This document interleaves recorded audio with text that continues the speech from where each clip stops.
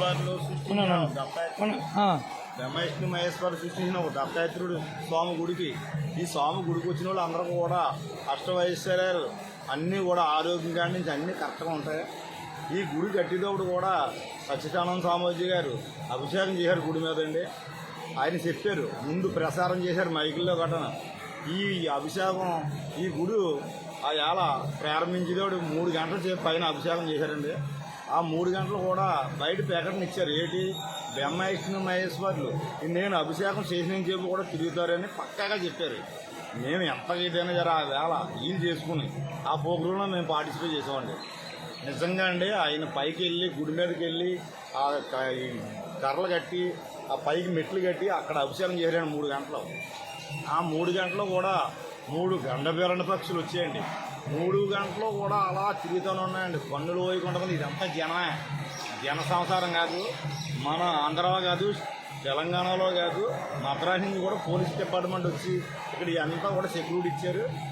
ఎంత పండగ అంటే అండి భోజనాలు కాదు, జనాన్ని కూడా ఒక మన రాజమండ్రి పుష్కరాలు అవ్వచ్చు, ఒక కృష్ణానది అవ్వచ్చు, ఆ పుష్కరాల జనం మించిన జనం వచ్చారండి అక్కడ.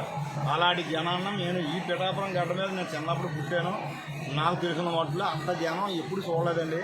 కానీ గొప్ప ఇదేంటంటే సంకల్పన సచ్చిదానంద స్వామీజీ గారు ఇక్కడ ఈ గుడి కట్టడం అన్నది గొప్ప అదృష్టం అండి పిఠాపురం పేదలకు. ఈ సైన్యం మూల అది ఇది అన్నారు, ఏం లేదండి. కోనేరు కట్టారండి, ఏ కేసులో ఉందండి కోనేరు కట్టారు. ఇప్పుడు ఆ ఈ సైన్యం బరువు అన్నది పోయిందండి. చక్కగా అందరూ స్నానం చేయడమే కాదు, ఇవన్నీ పూజలు చేయడమే కాదు, భజనలు చేయడమే కాదు, చక్కగా ఉంది. చూడండి ఈ మధ్యకాలంలో ఎలాంటి విగ్రహాలు ప్రతిష్ఠ చేశారో, కార్యదర్శి హనుమంతుడు విగ్రహాన్ని ప్రతిష్ఠ చేశారు. నిజంగా ఇలాంటి పుణ్యకార్యాలు ఈ పుణ్యకార్యం చేయడం అన్నదే మన పిఠాపురం ప్రజలు చేసుకున్న పుణ్యం అనుకోలేండి ఇవాళ. ఎందుకంటే అండి ఇలాంటి పుణ్యకార్యాలు చేయడం అంటే సామాన్య విషయం కాదు. ఆ సచ్చిదానంద స్వామీజీ గారు ఆ దత్తుడైన ఆ మనసులో దూరి మన పిఠాపురాన్ని మైసూరులో గుడి ఎలాంటి గుడో ఆ గుడి ఇక్కడ కట్టారు. ఇలాంటి గుడి కట్టడం అంటే సామాన్య విషయం కాదు.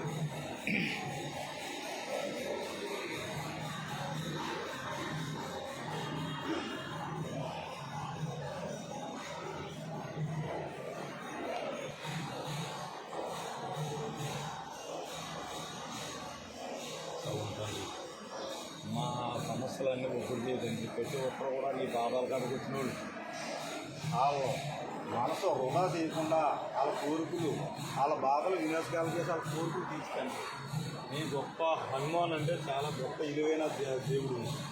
చిన్న విషయం కాదు. నిన్ను నమ్మునోళ్ళకి ధైర్యం ఇస్తావు, వెనకాల తోడే నిలబడతావు. వాళ్ళకి ఏ కీళ్ళు కూడా ఒంటి మీద కానీ ఏ దుఃఖ శక్తులు కూడా ఒంటి మీద బుర్ర మీద కానీ ఒంటి మీదకి రావు. అది మీలో ఉన్న గొప్పతనం. ఆయన శ్రీ సచ్చిదానంద స్వామి ఆలయంలోకి నేను మండపంలోకి వెళ్తున్నానండి. మండపం మీకు జనాభా అందరూ ఉన్నారు, మండపం చూపిస్తారు. మా వాళ్ళు మండపంలోకి వెళ్తున్నారు, ఒకసారి చూడండి.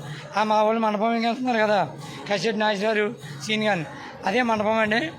మండపానికి వెళ్తున్నారు చూడండి, అదే మండపం. ఇప్పుడు లోపల ఏం జరుగుతున్నాయి అవి కూడా మీకు చూపిస్తాను.